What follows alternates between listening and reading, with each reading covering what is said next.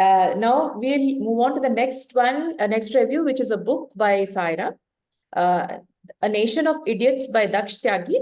I give it to you, Sairam. Over to you. Hi everyone, I'm Saira. It's been a long time since I've got something to CCB, either a movie or a book. So today I want to review a book called S.Sai of Idiots. This is the book. Hope you can see it. So it's a very controversial book, in my view. And this book is written by Daksh Tyagi, a Sydney-based writer of Indian origin. So he's well known for the ease he displays in delivering any complex statements or any controversial statements, and then the humor that he can create while scripting his words. So one will surely jump out of their seats while reading this book. And even I did many a time because I cannot stop laughing. I kept the book aside for so much of time while reading this book, and I was continuously laughing because that much of humor can be generated while reading this book. So, and his other books comes like Tripping Abroad, A Nuclear Family, and The Science of Life. So these are his other books. And coming to this, why I have actually selected this book. There's no much reason, but I was like searching and browsing in the Amazon, and I found this book, A Nation of Idiots. Looks like very controversial. So I just went over the reviews, and I saw the preamble, where the preamble itself he mentioned as a caution. Said the preamble is a caution. So in that caution, he said like the idiots are everywhere. So just be careful. He might be everywhere. He might be in your office. He might be in your own home. He might, or sometimes he might be in your own room when you are alone. So so Saira, can you just come closer to your phone and talk? Yeah, thank you. Yeah. Is that okay? Yeah, go ahead. Yeah. So like that, he creates such a humor sense in his book. That's maybe the major reason why I have bought this book. Coming to this book, in this book, what actually the nation of idiots? India is a nation where there are many different types of groups. These groups may be characterized based on the community, caste, or religion, many other things. Sometimes what happens, these groups, they actually tries to force their logic onto others for the worse, irrespective of the others' wishes and all. And they tries to force, and they wanted others to believe in it blindly. So in that way, so he says that all these groups in collectively, he calls them as a nation of idiots. And this nation of idiots is something similar to any other groups, like a group of engineers, group of doctors, chartered accountants, or any other people. But the only difference is that this nation of idiots are difficult to identify, and they are not widely visible. And other thing he says that in this book is that this nation of not everyone is an idiot. There might be one in a 100, but in a large number, it turns to be a million in a billion.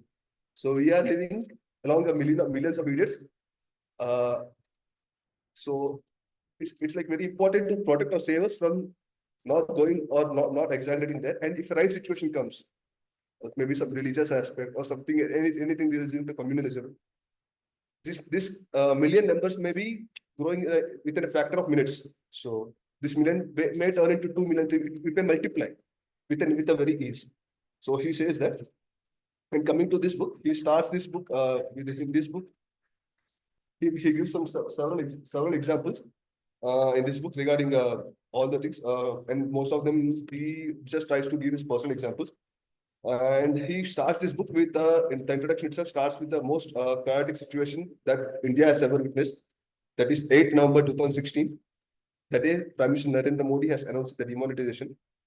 So he says that he touches almost all the aspects that has happened during the demonetization time in India. How people try to change the currency, how they try to move it, write tickets and then try to cancel later on just to just to change their currency, and then how the gold prices increase, how some people have approached some bank managers for a little commission to change their currency.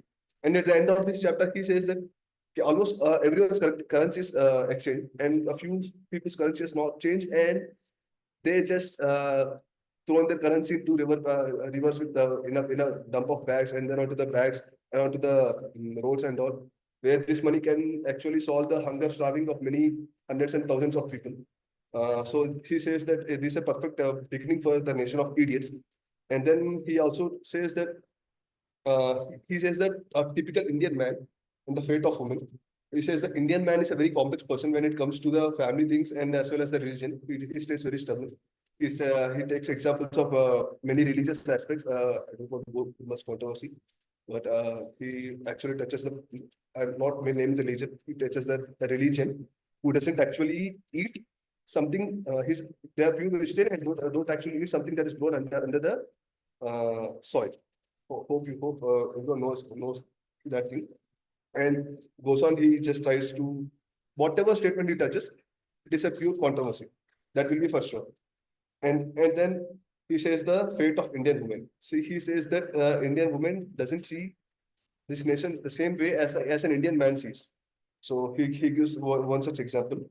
And how the sex selective abortions are being taken place in India, and how Indian girl, Indian daughter is given a lower education and as well as a lower nutritious food when compared to the sons of that same family, and how the male TRP ratings matters when it comes to the viewership of any news channels. And he touches some topics regarding the rapes that happened in India, and how controversial statements that were made by the Indian political leaders or any other community leaders that regarding the rape scenes. So, and another thing, the next chapter, he goes to the raising kids. He says that Indian parents always has a no-no list. So rather than the list to say that, okay, my son or my daughter can do these things, they have the list of a no-no list. They says that, okay, my daughter should not do these things. He should not play these games. He should not play with girls or boys. He should not play. He should not marry this person. Instead of saying he should marry this person, they have a list that they should not marry this person. So in that way, they always he says that Indian kids are being raised in such a way, and Indian parents will be having a imaginary feeling that they are the one who's raising the kids. But at the end of this chapter, he says that it's not us who are raising our kids. It is our no list as well as our family cultures, our ancestral traditions, and our surrounding and our society is what that's raising our kids and not we. Then he speaks about the family inheritance and then sexuality. For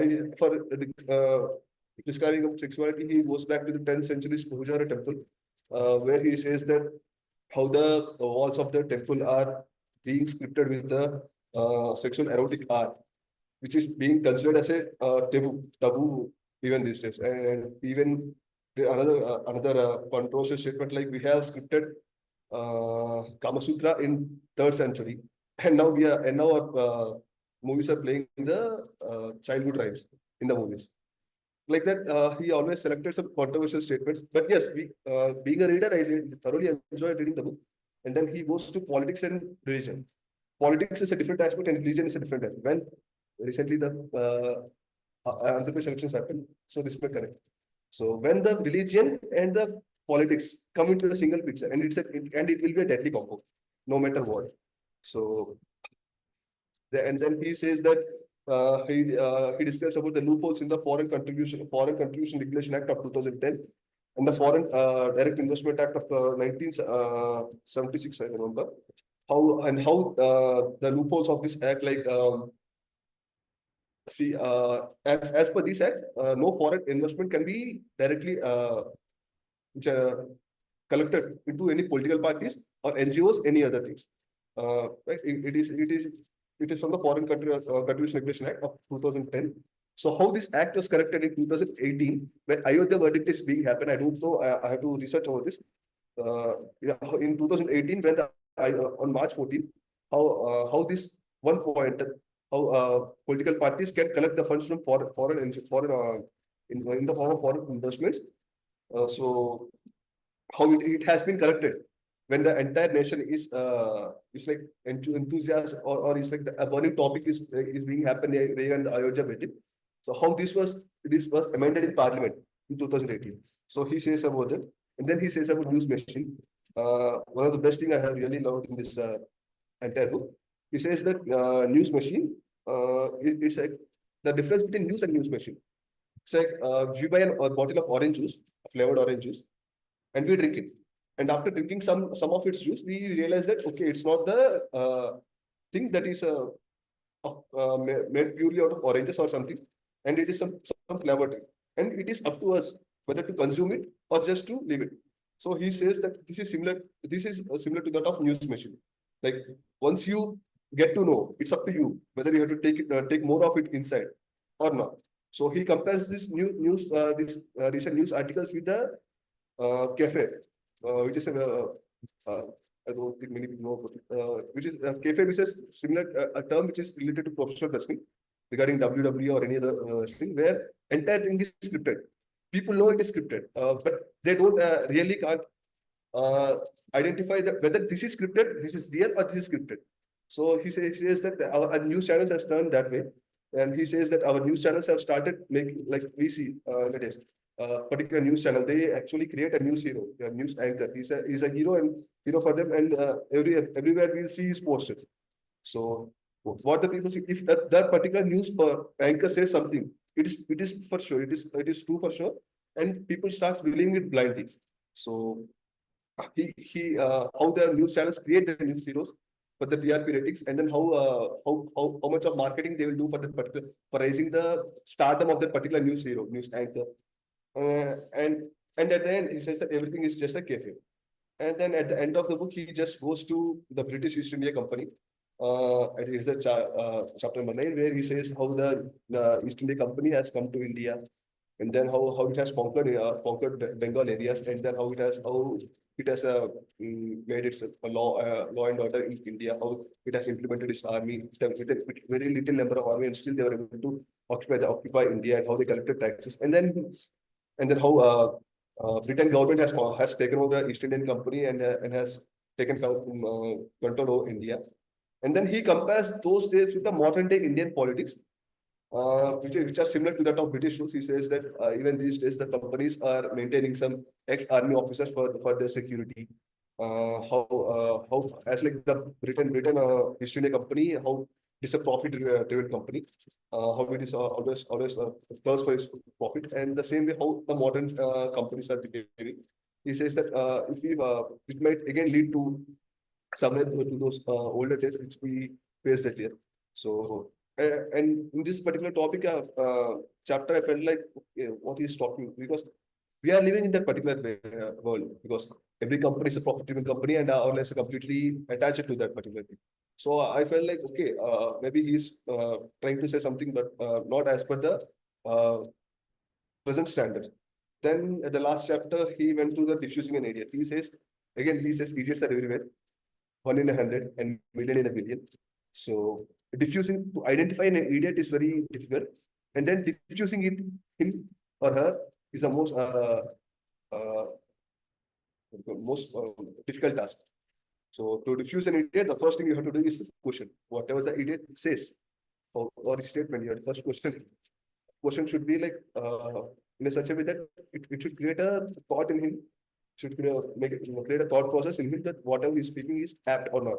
So this questioning will benefit in two ways. Either the idiot will stop talking, or other thing, he will actually understand what he has spoke at that particular moment. So he says that, and at the end, how he concluded this book is what really I like, because in some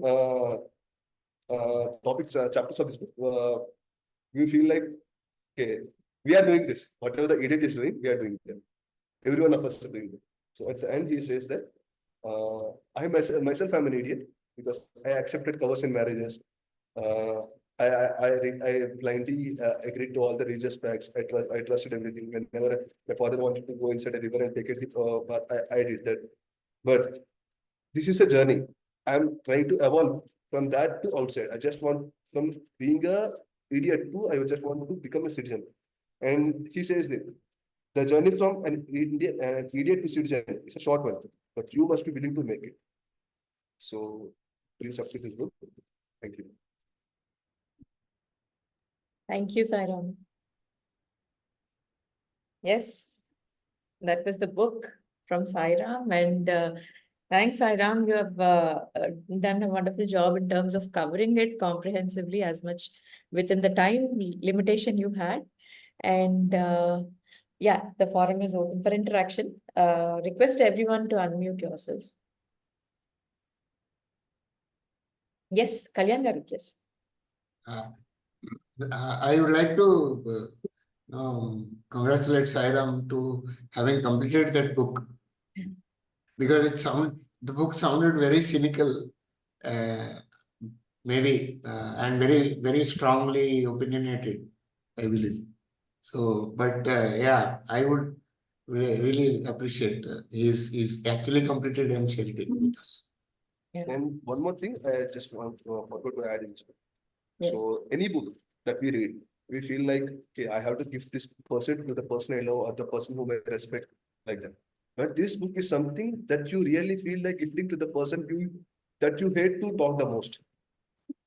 That you really hate to talk. I really feel that. Recently, I have met few people like that. I really want to give this book to such people. So, so The next time one such thing. we'll keep a tab about whom you're gifting it to, but we will not share this secret with him. That's kind of funny the way you have taken it up. Sure. I mean, others, please. So, Sairam, thanks for sharing this. I don't know if I missed, if you already mentioned this earlier, but what was the author's intent of writing this book? Was it his expression of how things are going bad in India alone, or is there any deeper meaning, anything that we can read between the lines? No, it's not, nothing like that. It's not just limited to India. He says the example, he takes the examples of things that are happening in the foreign countries also. But he says that how other the beliefs and the beliefs and the logics of other people that are being impacted on on ones like us, and how this is taking that to the worst. So he just says that identify or an idiot, and if you feel like he's an idiot, just stay away from him. Or if you want to diffuse him, just question him. That's it. Okay. Thanks. Right. Yes. I Anybody? feel like this book, in this book, the author has shown all his frustration on the daily life. Like the one we also have, like we go through a lot in daily stressful days. So we'll also like we will know like we don't know like whom to scold and all. So he has collected everything in his diary and then he might have printed it as a book. So Sure. I mean, it does sound quite critical and cynical. I think I don't know if he's really frustrated or maybe he also wanted to make at one point some selling point about what he wanted to do rather than just the emotion. What do you think, Sairam? How do you wish to react to this? Because you are the reader. Many a times when I feel like some lines when I find okay, this line is really controversial, I used to share those screenshots to Sandhya. So you after reading those lines, you'll be literally jumping out of your seats because every right from start till the end, you'll thoroughly enjoy reading the book.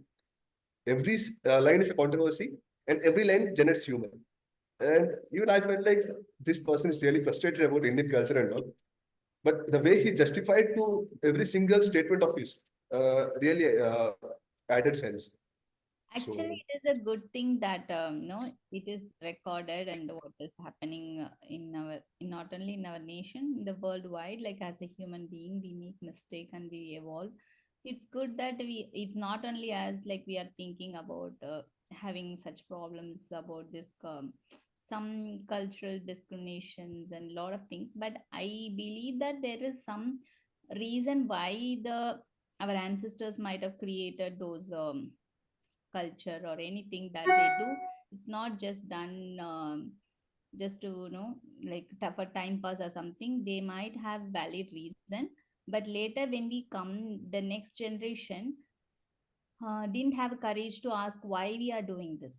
So that is why we don't know why we are doing it, and then they just followed like it just because my mom and dad said we are doing it. So later what happened, it become a myth. We should not do, we don't have to do this.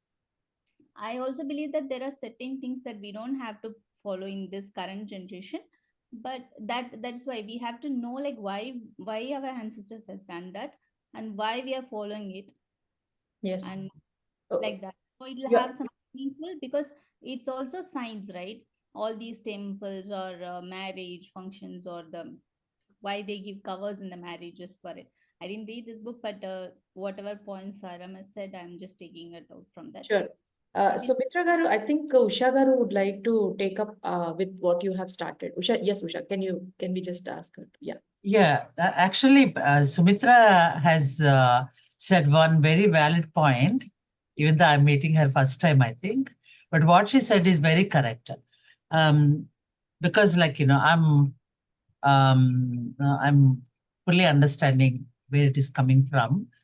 Like in my case, I can relate because my dad knew a lot of things from Vedas or from other Pandits or whatever. So he knew the meaning of what he's doing and what he's telling us to do.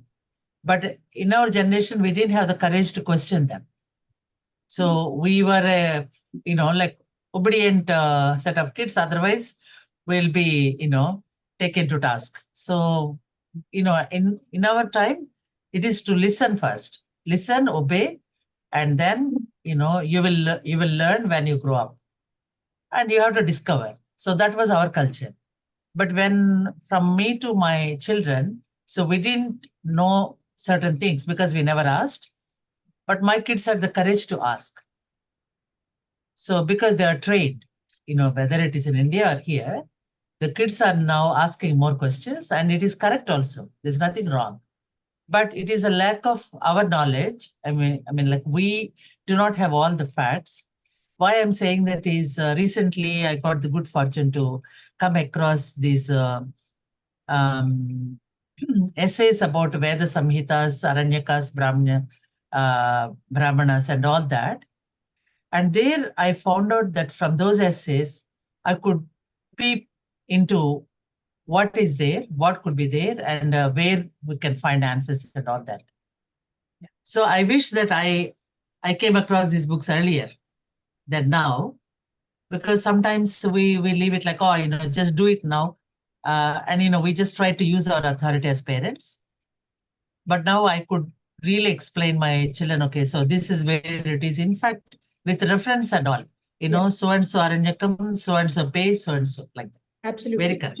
Usha Garu, I think just a part of what we have discussed in the last meeting, some of you were not present. May I just a quick update. This is exactly what we were discussing between me, Usha Garu, and some others. Especially she has started this, saying that the same reference she has got where the sources have to be quoted authentically, so that it is more clear for people to say that yes, what our elders are talking is not just from some thin air, but they do have this clarity, and there is a very authentic source, and all the Vedas and all those things are like, they're golden, they're texts, I mean, they're basically they're there and then are etched in it. So why, how, and all those things can be worked out as, and the ways in which it can be discussed, all those were discussed in the last meeting. I hope we have more time to continue on this. I'm so sorry, I won't be able, if there is anything in half a minute or 1 minute, if you can, Sandilia, if you can quickly give your idea, we'll go ahead with the next review. Yes, this will be the last person will be taking Yeah, it. this was just my response to Kalyan Garu's comment. It is true, many people, once they move, they are moving abroad and being very vocal and critical about India and its methods. It probably has to do with the press freedom that India has. Back in early 2000s, India, on the press freedom index, India was ranking like 100 on a total amongst 200 countries in the world. In 2024, in January, it fell down to 161. India is literally Palestine. Ethiopia have better press freedom index compared to India. So that could be a reason why people prefer to move to more liberal countries and be critical about methods. All right.